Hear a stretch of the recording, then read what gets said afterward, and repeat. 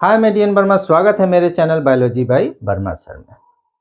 11th class के chapter 6 में anatomy of angiospermic plants पढ़ना है।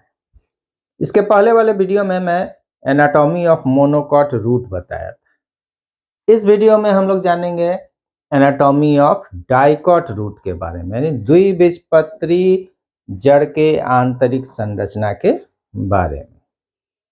तो डाइकॉट रूट जो है का आंतरिक संरचना यानी इंटरनल स्ट्रक्चर का अगर अध्ययन करना है तो इसके लिए हम लोग डाइकॉट रूट का एक टुकड़ा लेते हैं, उसका अनुप्रस्थ काटते हैं, ट्रांसवर्स सेक्शन काटते हैं।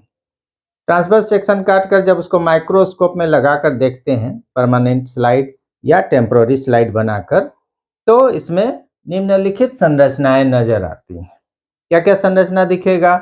तो सबसे बाहरी परत जो है वो इपिब्लेमा है, उसके बाद ये इपिब्लेमा का लेयर है, उसका दूसरा कॉर्टेक्स, यहाँ से यहाँ तक का परत कॉर्टेक्स हो गया, फिर इंडोडर्मिस है, फिर पेरिसाइकिल है, उसके बाद वैस्कुलर बंडल है और जाइलम फ्लोएम, उसके बाद पिथ जो है सेंटर में है और कंजंक्टिव टिश्यू जो जाइलम फ्लोएम के बीच में है। तो हम लोग देखें इपिब्लेमा पहला परत बाह्य त्वचा, उसके बाद कॉर्टेक्स, तीसरा इंडोडर्मिस अंतः त्वचा, पेरिसाइकिल परिरंभ, वैस्कुलर बंडल, उसके बाद वैस्कुलर बंडल मतलब संवहन पुल, पिथ या मेडुला और कंजंक्टिव टिश्यू यानी संयोज्युत। तो इतना सारा लेयर जो है आपको नजर आएगा कब? जब हम लोग बाहर से अंदर की ओर उसका अध्ययन करेंगे। तो एक एक करके बढ़ते हैं। पहला जो है हमारा है इपिब्लेमा।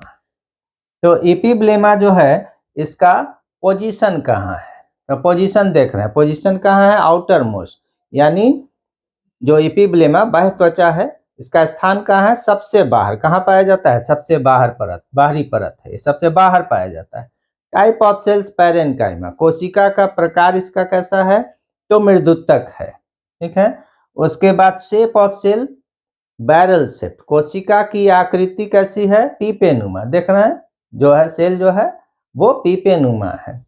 उसके बाद नंबर ऑफ लेयर्स, परतों की संख्या कितनी है? तो जनरली 1, कितना होता है? 1 होता है। और उसके बाद इंटरसेलुलर स्पेस, जब बैरल शेप सेल होगा, पीपेनुमा कोशिका होगा तो अंतः कोशिकीय अवकाश नहीं पाया जाएगा, यानी इंटरसेलुलर स्पेस क्या है? एब्सेंट है। और रूट हेयर्स जो है पाए जाते हैं जो कि एपिडर्मल सेल के एक्सटेंशन होते हैं, यानी रूट हेयर जो है वो यूनिसेलुलर होता है। फंक्शन क्या है? तो एपिब्लेमा जो है भीतरी भागों को बाहर से सुरक्षा प्रदान करता है और इस पर उपस्थित जो रूट हेयर्स हैं ये मिट्टी से पानी और घुलित मिनरल्स यानी जो लवण है, खनिज लवण है, इसको अवशोषित करते हैं। ये जो है वाटर और डिजॉल्व जो साल्ट्स हैं उसको एब्जॉर्ब करते हैं, नहीं अवशोषित करते हैं। कहाँ से? सॉइल से। ये हो गया फंक्शन। तो हम लोग देखें किसके बारे में? इपिब्लेमा के बारे में। अब दूसरा लेयर देख लेते हैं। दूसरा लेयर है इसका कॉर्टेक्स। तो कॉर्टेक्स में हम लोग देख लेते हैं कि इसका पोजीशन कहाँ है। Position below इपिब्लेमा। कॉर्टेक्स जो है इसका स्थान कहाँ है? तो बाह्य त्वचा के नीचे, इपिब्लेमा के नीचे। टाइप ऑफ सेल्स, कॉर्टेक्स को बनाने वाले कोशिकाओं का प्रकार कैसा है? तो पैरेन्काइमा यानी मृदुतक। कोशिकाओं का प्रकार मृदुतक। Type of cells parenchyma. Shape of cells round और ओवल, कोशिकाओं की आकृति गोल या अंडाकार है। नंबर ऑफ लेयर्स मैनी, परतों की संख्या जो है कितनी है? कई है, बहुत सारे परत हैं। उसके बाद इंटरसेलुलर स्पेस, कोशिकाओं के बीच में खाली स्थान उपस्थित है, इंटरसेलुलर स्पेस प्रेजेंट है, क्योंकि राउंड या ओवल सेल होगा तो इंटरसेलुलर स्पेस होगा ही होगा। और उसके बाद फंक्शन क्या है?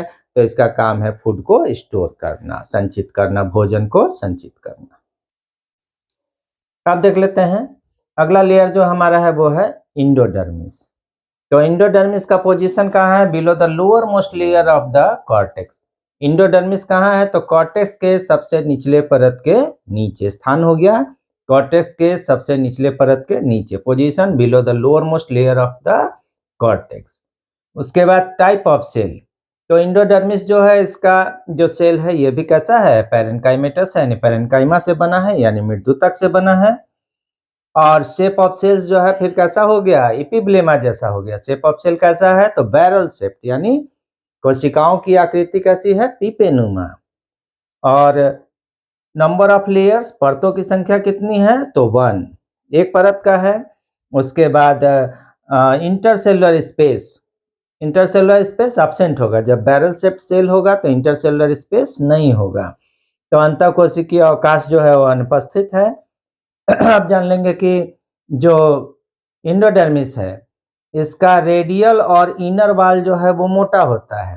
प्रोटोजाइलम के सामने वाले सेल को छोड़कर बाकी सब सेल में इनर और रेडियल वाल मोटा होता है सुबेरिन के जमाव के कारण, और इसको कैस्पेरियन स्ट्रिप कहते हैं। यह जो है पानी को यहाँ से स्टीलर रीजन में जाने से रोकता है।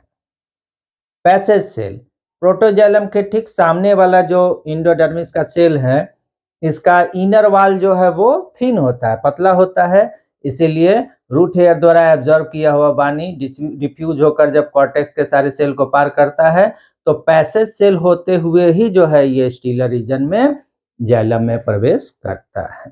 तो पैसेज सेल पानी को स्टीलर रीजन में आने का रास्ता देता है, इसलिए इसका नाम हो गया पैसेज सेल। तो कैस्पेरियन स्ट्रिप समझ गए, पैसेज सेल समझ गए।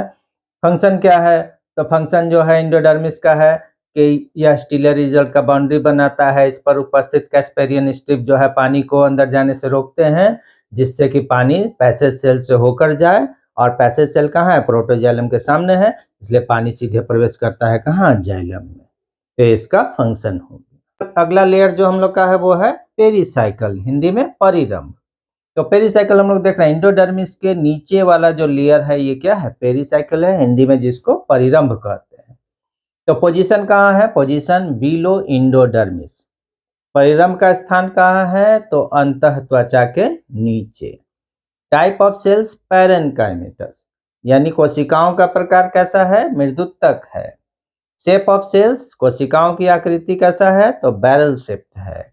नंबर ऑफ लेयर्स, तो पेरिसाइकल जनरली एक ही लेयर का होता है, तो number of layers 1। Intercellular space absent, अंतः कोशिकीय अवकाश नहीं होता है। और पेरिसाइकल का जो सेल वाल है ये थिक होता है, मोटा होता है, और इसका फंक्शन कार्य क्या है, gives rise to lateral roots, यानी यहाँ से पार्श्व जड़ निकलते हैं। अब जान लेते हैं वेस्कुलर बंडल के बारे में। वेस्कुलर बंडल का पोजीशन कहाँ है, पोजीशन बिलो पेरिसाइकल, यानी स्थान कहाँ है, परिरंभ के नीचे। उसके बाद दूसरा है type of vascular bundle. Vascular bundle का प्रकार कैसा है, तो रेडियल है।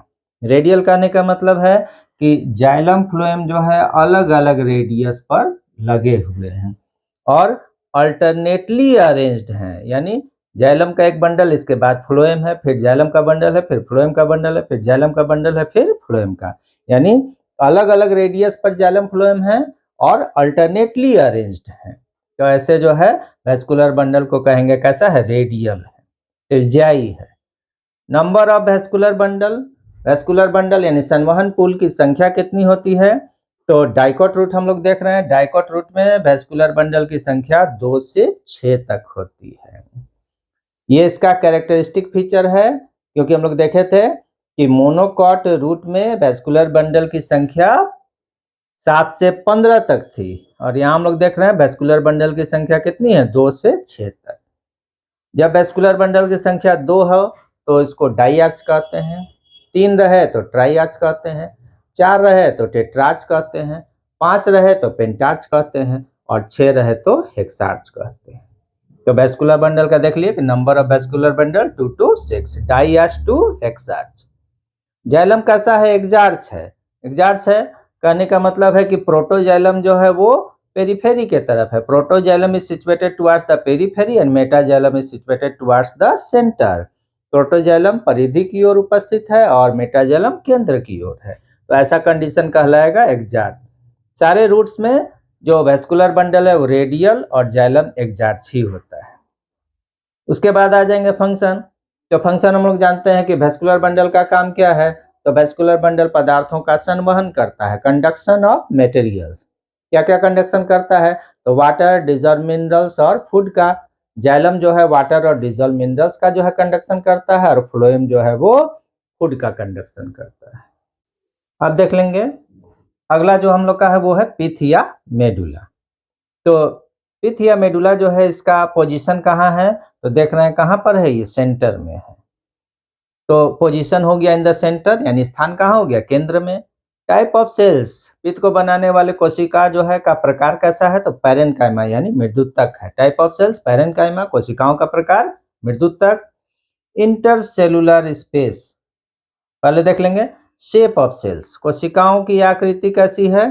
तो कोशिकाओं की आकृति जो है वो गोल या अंडाकार है।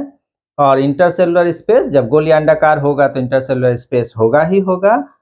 और एक इसका कैरेक्टरिस्टिक फीचर है कि डाइकोट रूट में पिथ जो है इल डेवलप्ड होता है। मोनोकोट रूट में हम लोग देखे थे पिथ जो है वो ज्यादा एरिया कवर कर रहा था, तो पिथ जो है वेल डेवलप्ड था। और डाइकोट रूट में यानी द्विबीजपत्री जड़ में देख रहे हैं कि पिथ जो है एकदम इल डेवलप्ड है। जो मेटाजाइलम्स हैं वो एकदम सेंटर तक लगभग पहुंच गए हैं, पिथ एकदम थोड़ा ही जगह जो है ऑक्युपाई करता है।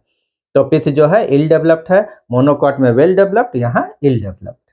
और फंक्शन क्या है? तो फंक्शन जानते हैं कि क्या करेगा? तो फूड का स्टोरेज करता है। अब देख लेते हैं लास्ट जो हमारा है वो है कंजंक्टिव टिश्यू। तो कंजंक्टिव टिश्यू का पोजीशन कहाँ है? तो देख रहे हैं कि जो जाइलम का बंडल है और जो फ्लोएम है इसके बीच में जो सेल है ये हो गया हमारा कंजंक्टिव टिश्यू।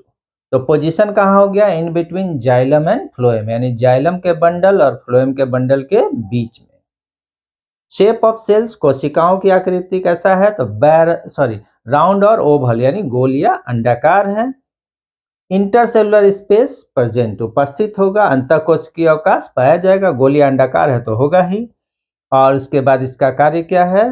तो ये जो है भोजन को स्टोर करता है, और या फिर जाइलम और फ्लोएम से पानी और भोजन को लेकर रेडियली कंडक्ट करता है, कहाँ तक? सेंटर तक।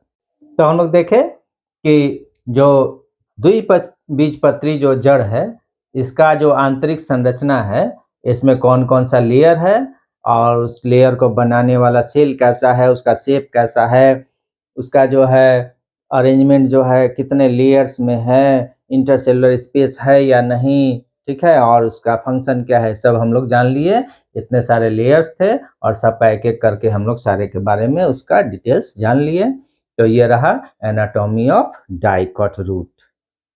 अगर आपको मेरा वीडियो पसंद आया हो तो मेरे वीडियो को लाइक कीजिए, शेयर कीजिए और मेरे चैनल को सब्सक्राइब कीजिए। धन्यवाद।